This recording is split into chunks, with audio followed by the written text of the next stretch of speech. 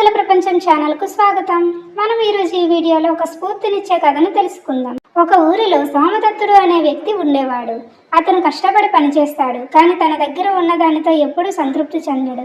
పక్కింటి వాడికి ఉన్నంత సంపద నాకు లేదేంటి, ప్రపంచంలోనే గొప్ప ధనవంతుడిని ఎలా అవ్వాలి అని ఎప్పుడూ కలలు కనేవాడు. ఒకరోజు అతను అడవి గుండా వెళ్తుండగా ఒక వింతైన ప్రకాశించే చెట్టు కనిపిస్తుంది.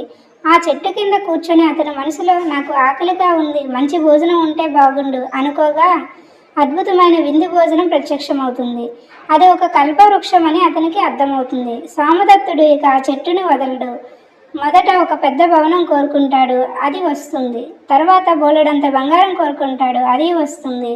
కానీ విచిత్రం ఏమిటంటే ఒక కోరిక తీరగానే అతని మనసులో మరో కొత్త కోరిక పుడుతుంది. నేను రాజవ్వాలి, నా మాటే శాసనం కావాలి అని కోరుకుంటూ పోతాడు. సంపద పెరిగే కొద్దీ అతని చుట్టూ భద్రత కోసం సైనికులు, గోడలు పెరుగుతాయి. కానీ అతని పాత స్నేహితులు, ఆత్మీయులు దూరం అవుతారు. చివరికి అతను కోరుకున్న బంగారు కోటలో ఒంటరివాడైపోతాడు. రాత్రిపూట అతనికి నిద్ర కూడా పట్టదు. ఎవరైనా తన సంపదను దొంగిలిస్తారేమో అన్న భయం అతన్ని వెంటాడుతుంది. చివరికి సోమదత్తుడు ఒక విషయాన్ని గ్రహిస్తాడు. ఆ చెట్టు తనకు అన్ని ఇచ్చింది, కానీ ప్రశాంతతను ఇవ్వలేదు అని. అంతులేని కోరికలే తన అశాంతికి కారణమని తెలుసుకుంటాడు. ఆ చెట్టును వదిలేసి తిరిగి తన పాత గుడిసెకు చేరుకుంటాడు. తన దగ్గర ఉన్న కొద్దిపాటి వస్తువులతోనే సంతృప్తిగా జీవించడం మొదలు పెడతాడు. ఫ్రెండ్స్, ఈ కథ కనుక మీకు నచ్చితే లైక్ చేయండి. ఇలాంటి మరిన్ని కథల కోసం మన కథల ప్రపంచం ఛానల్ని సబ్స్క్రైబ్ చేసుకోండి.